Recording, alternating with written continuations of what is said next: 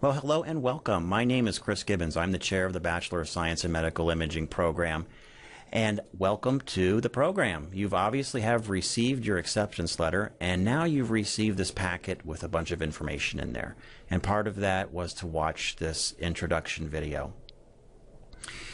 The reason for this is to kind of dispel maybe any anxiety you have about starting your program. I know that for a lot of people, when they start something new, be it a new job or a new educational endeavor, there can be that anxiousness caused by the unknown.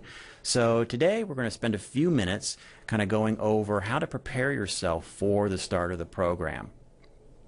But remember that if you ever have any questions, myself, the faculty, and the staff here are committed to your success. So never hesitate to contact us should you have any questions at all throughout your career here at Mercy College or even beyond. Well, let's talk a little bit again about some of the things that you'll need to do to kind of get ready for the beginning of the program. A lot of questions center around tech requirements. You know, what do I need for the program, hardware and software wise? Hardware wise, you need a functioning laptop. At least a nice, basic laptop. Doesn't need to have all the bells and whistles, doesn't need to be the best, high cutting edge laptop, but you do need a dependable laptop. I would say if your laptop is maybe more than 5 years old, you may want to consider investing in a new laptop. By all means, again, you don't need to get the most expensive. You can get a very good durable laptop for about $400. So you may want to look at that. That could reduce some frustration for you. If you have an older laptop and then all of a sudden your hard drive fails during one of your semesters, again, can cause a lot of stress and anxiety. So maybe take a look at your hardware requirements, what you have now. Maybe it's time for an upgrade if you're pushing the 5-year mark. But again, use your own judgment on that. A lot of the things that you do here with your courses can be done on a tablet, an iPad, if you will, or even some things can be done on a smartphone, but nothing will take the place of a laptop.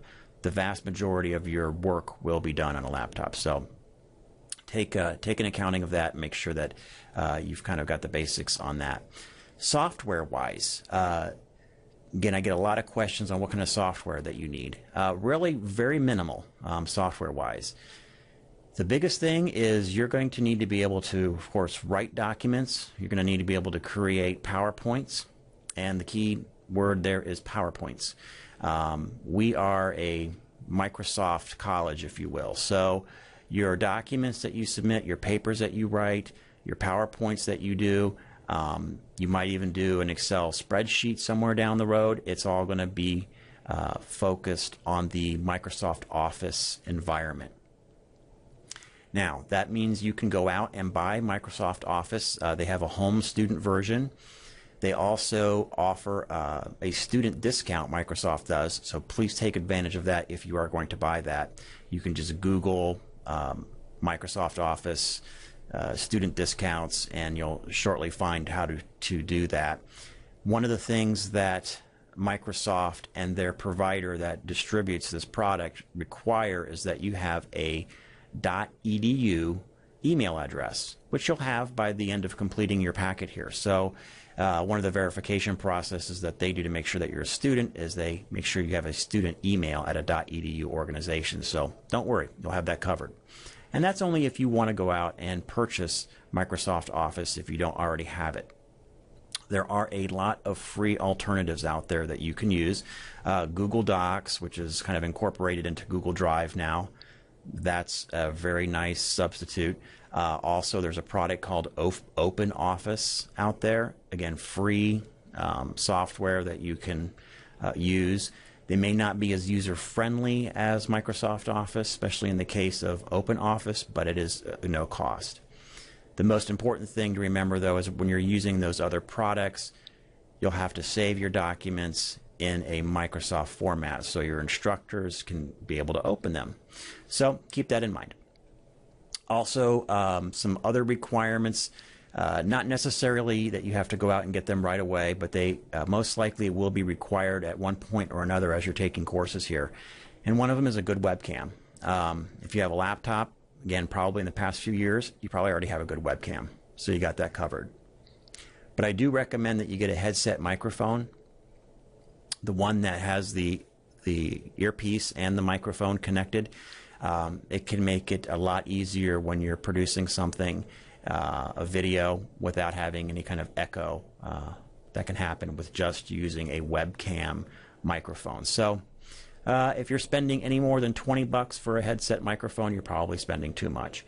I wouldn't necessarily, again, run out and buy a new webcam or headset now. Just wait for that to come up in your courses at that point, and then you can do that. But most people already have at least the webcam already incorporated in their laptops. So the technological requirements are pretty minimal.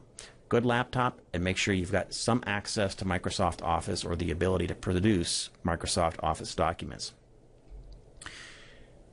Now let's talk a little bit about some of the items that were in your welcome packet. The two biggest ones is your welcome letter, which we'll talk about in a few seconds, and also the checklist, which, of course, the first item on the checklist was watching this video. Now let's go to the welcome letter. In the welcome letter, you want to make sure that you highlight, circle, put a big note, put something on the refrigerator about the start date for your first course. Your first course is RAD 300, and then it's called Residency for Distance Learning. And that will take place about 2 weeks before the start of the semester. So you do want to make sure that you know that start date. It is a little mini course. What RAD 300 is, for Residency for Distance Learning, again, it's a 2-week mini course where we are going to get you completely comfortable with your online virtual campus. You're going to get comfortable with all the technological requirements to do your assignments, to do threaded discussions, and you're going to do that all in a very low consequence environment, kind of low stress, where you're not learning a ton of new content. All you are is learning how to use the system. And that has proven to be very successful for our students, especially those that may not have had online courses before. So we're going to get you completely comfortable with your virtual campus, which is called Desire to Learn. That is the software system that we use. And the abbreviation that you'll hear time and time again is D2L for Desire to Learn. But we're going to get you completely comfortable with your virtual campus before the first day of your real courses start, where we just want you to focus on the learning and not have to worry about the technology. So you'll have all that under your belt before the first day of classes. So that is what RAD 300 is all about. You'll find that RAD 300 takes about 8 hours in total to complete, so it's not a demanding course, but we do pace it so that students take a little bit in the first week and a little bit in the second week. Now let's talk a little bit about the checklist in there that you've seen. So we're going to spend a couple of minutes talking about your checklist. And there's your checklist. First item on there was to watch the introduction video, which you are doing. And then next thing I'd like you to do is establish your college email. Again, there's an instruction packet for you to kind of guide you step by step on how to get that email established.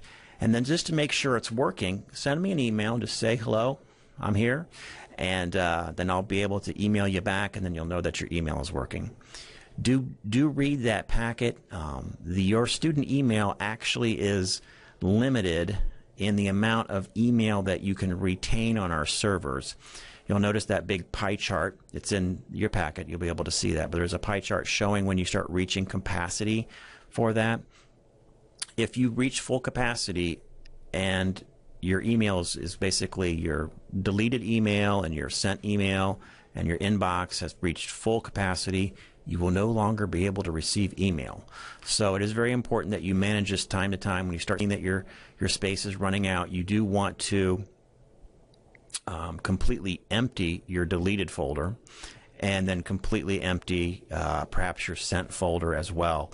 And that should open up enough space for you. So do manage that. Email is very critical that you check it at least on when you're in courses, you want to check it at least every couple of days, if not every day. It's primarily how your instructors will talk to you. So again, start using that email as soon as possible. The other item on your checklist that you'll see here is the log on to EmpowerMe. The EmpowerMe system, or simply we just call it Empower, is really your online grade and online course registration system.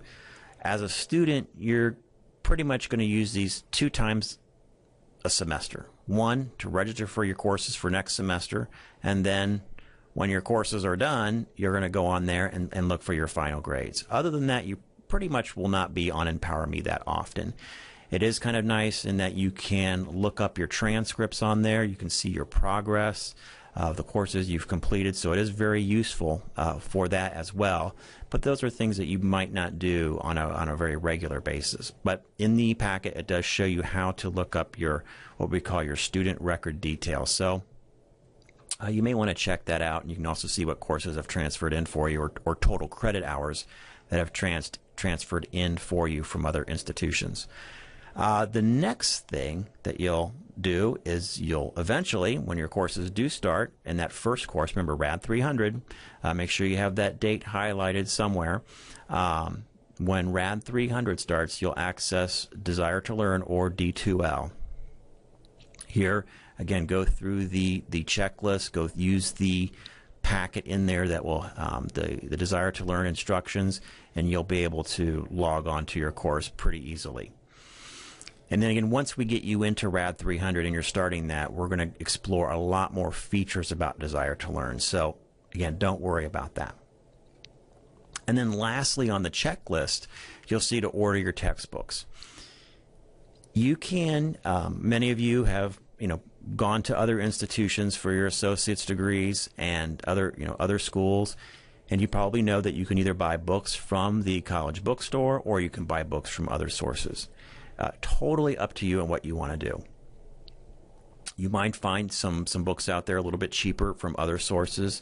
Just be careful that they're able to deliver those books to you in a timely fashion. But do order your textbooks. In general, try to give yourself 4 weeks for the textbooks to arrive. Normally they come in about 2, but occasionally we have had textbooks where it's taken almost about 4 weeks to get them in. So the story there is sooner rather than later. Also, I want to make you kind of aware, it's not on the checklist, but something that you will want to do for those of you that may be using financial aid.